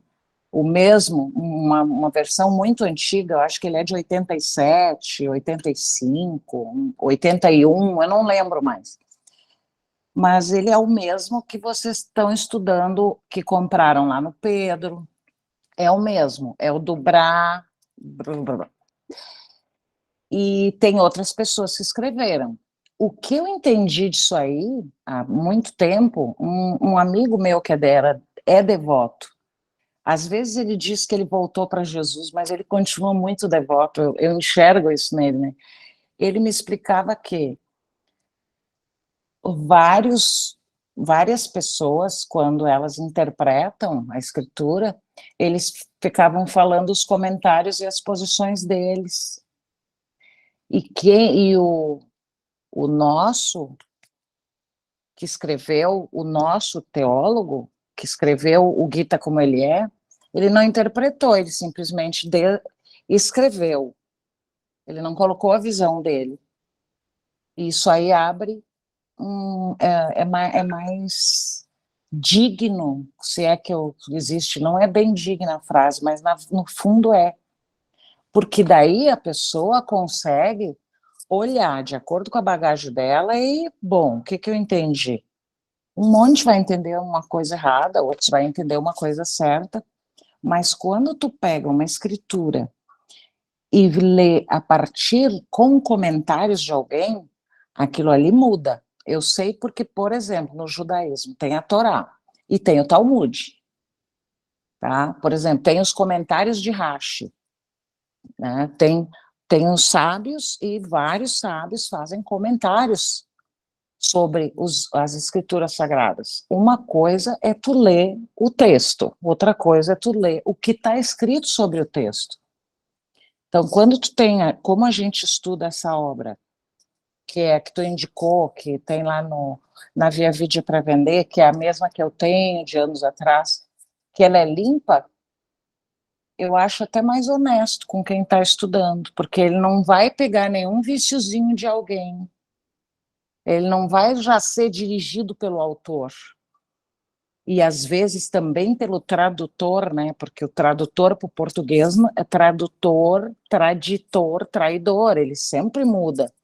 Então, cada vez que tu reproduz um livro, tu tá esculhambando ele, né? Por isso que a Torá, por exemplo, que tem, em tese, ela é pelo menos 2.000 anos, ou 2.000 anos mais nova que os Vedas. Ela é original, ela não tem modificações, porque ela é lida e escrita e reproduzida sempre no mesmo idioma, desde que ela foi escrita. Ela não pode ser trocada, nem um único ponto. É sempre a mesma coisa. O Gita, em sânscrito, como ele foi escrito, ele é uma obra original. Isso é muito legal. Recitar em sânscrito, ler, se possível, eu não falo sânscrito ainda. Quem sabe um dia, né? Mas se puder ver o original, é bem legal, né? Porque às vezes a gente não sabe se o tradutor disse bem o que o Krishna queria dizer por Arjuna, às vezes muda uma palavrinha aqui, uma coisinha ali, né? Então, nós temos, né, um professor de sânscrito e, paralelamente ao estudo da Bhagavad Gita, né, se pode fazer um curso de sânscrito com ele. Tem o curso de apenas introdução, só para ter uma noção geral do sânscrito, ou se pode fazer um estudo mais assim, aprofundado e aprender, né, falar mesmo, ou ler em sânscrito. Mas essa é uma preocupação realmente que principalmente na linha de sucessão discipular, que são várias linhas, né? Os Vedas como você mencionou, é uma árvore, mas você tem os galhos, diferentes galhos, né? E o galho que é conhecido como Vaishnavismo é o galho dos devotos bhaktas, que são os amantes da pessoa suprema. Uma das preocupações o exemplo que se dá é quando você pega uma manga, né, lá em cima, no topo da árvore, e tem várias pessoas na árvore, então você vai passando a manga de mão em mão. Então, quando a manga chega lá embaixo, ela chega intacta, preservada. Você pegar e jogar ela no chão, né? Exatamente. Então, os Vaishnavas, eles têm uma preocupação fundamental ao transmitir a mensagem da consciência de Krishna, que é o foco principal, a pessoa Krishna. Olhe para a pessoa Krishna. Tudo bem, tem todas as qualidades, isso ajuda a se inspirar, mas olhe a pessoa, dê atenção à pessoa. Sabe, resista à delícia de pegar os produtos da pessoa, porque você perde a pessoa. Fique com a pessoa. Você terá também os produtos. Mas se você pegar os produtos, pode ser que você perca a pessoa. Então, você vai sair mais empobrecido. Então, foque na pessoa. E os produtos vêm juntos. Então, a ideia é essa mesma. É incentivar as almas a despertarem o amor dela por Krishna. E, para isso, é preciso advogar esse ponto de vista, né? E, nesse sentido, que os Vaishnavas são defensores desse posicionamento. Tá bem? Bom, mas então eu acho que tá bom. Nós, né, conseguimos aí cumprir o nosso Dharma. Eu disse que nós, né, fizemos o nosso caminho, nós conseguimos cumprir o nosso Dharma. Esse vídeo vai estar disponível, ok? No grupo, né, no Instagram. Ele vai ficar preservado no nosso site, está sendo montado também. Mas sempre que você quiser rever ou, enfim, compartilhar para outras pessoas, né, esse curso que nós estamos fazendo, os vídeos vão ficar sempre aí à disposição. Tá bom, pessoal? Muito bem. Então, vamos nos despedir agora, né? Eu vou entoar o mantra. Alguém, Maharani ou Dhananjaya, vocês gostariam de dar alguma palavra final dentro da nossa despedida? Maharani, talvez? Deva, estou bem satisfeita com o encontro. Dhananjaya, quer falar alguma coisa? Com muita satisfação, muita alegria ter o Prabhu Devananda nos esclarecendo. E aos pouquinhos eu vou resolvendo uma dúvida minha, que agora foi revolvida pela Devi e pela Tânia. Então eu vou alongar um pouquinho essa conversa para colocar essa questão. Observe o seguinte, quando você olha o texto literal da Bhagavad Gita, você vê que o Krishna exige lá que Arjuna mate os seus inimigos. Então, fazendo ver que o mal não está em privar alguém do corpo físico, uma vez que ninguém pode matar a alma de outrem. Então, se há interpretação literal disso, a minha confusão é como é que eu me guio com isso, já que a minha educação ela trouxe uma proibição categórica de não matarás. É onde que fica essa perfeição ou imperfeição? Compreende? Entendi. Mas olha que interessante, né? Você está falando exatamente igual o Arjuna falou. O Arjuna disse para Krishna, toda a minha educação me proíbe de matar. Principalmente pessoas tão exaltadas como essas que estão na minha frente. E você está dizendo para que eu faça. Por favor, explique-se. Porque eu não consigo entender isso. Foi exatamente isso que o Arjuna falou para ele. A Bhagavad Gita é justamente para responder essa uma das questões, né, que é colocada. Então, a gente vai, no decorrer da Bhagavad Gita, esse ponto também, né, vai ter sido trazido na... Tá, e quando eu chego nesse ponto, Devananda, o que acaba acontecendo? Eu fico aqui mantrando e apelando como devoto por uma orientação. O Arjuna, bom, ainda você ainda está ainda bem melhor do que o Arjuna, porque o Arjuna pegou o arco dele, colocou do lado e falou, pois eu não lutarei. E você, pelo menos você ainda fica... Mas a situação é exatamente essa, né? A crise do Arjuna. Não, eu não consigo fazer isso, eu não vou fazer. Não, mas é isso. A gente vai, nós vamos tratar disso daí, e o tema vai aparecer aí, entendeu? Então... Tá, e para aumentar a minha confusão, quando eu ouço você eleva o nível, você vai para uma interpretação altamente metafísica. E aí realmente fica mais difícil ainda, né? Ou você entra com tudo e aceita tudo, ou então, porque se cair pela interpretação, realmente eu pelo menos acabo me perdendo. Eu me sinto absolutamente imperfeito. Sim. Não, nós vamos falar sobre, né, todos esses assuntos, levando em consideração a nossa condição atual também. Na verdade, eu já tenho alguns vídeos, porque, assim, essa é uma temática muito recorrente, né, em todos, porque das críticas que a gente recebe é justamente essa. Sempre que se vai falar de Deus, tem guerra envolvida, né? Você vê que o cristianismo é envolvido, né, nas guerras lá, tal, aí depois tem o islamismo, guerra, aí vem, então, Krishna e tal, guerra. Mais uma. Então, por que sempre que se vai falar de Deus e de paz, tem lá uma guerra envolvida? Essa é uma crítica honesta, uma crítica coerente que se faz às religiões, e nós somos alvos dessa crítica também. E sobre isso nós vamos falar sim, né? Nós vamos, inclusive, né, mantenha essa sua pauta, porque quando o tema aparecer, nós estamos no comecinho, né? Aí, o tema aparecendo, a gente já pode discorrer sobre isso daí, pode ser, né, a qualquer momento, inclusive, a gente pode fazer uma live específica para falar sobre esse assunto.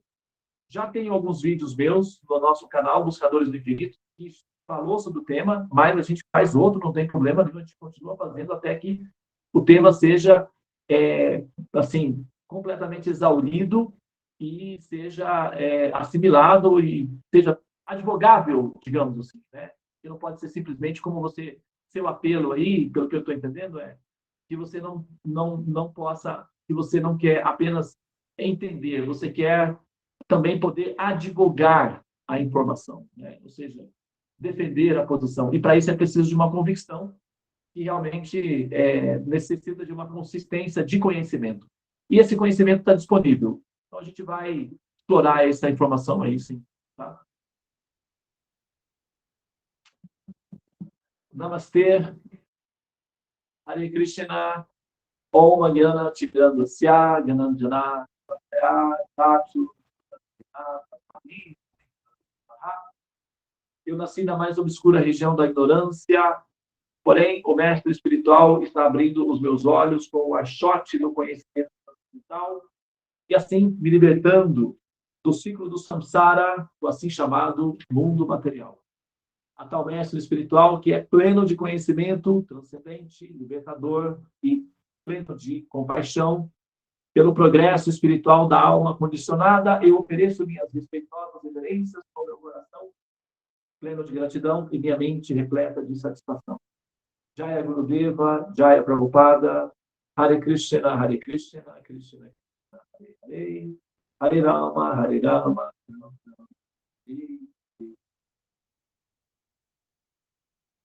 Namastê, tenha uma boa noite para todos e a gente se vê logo mais. Tchau, tchau. Hare Krishna.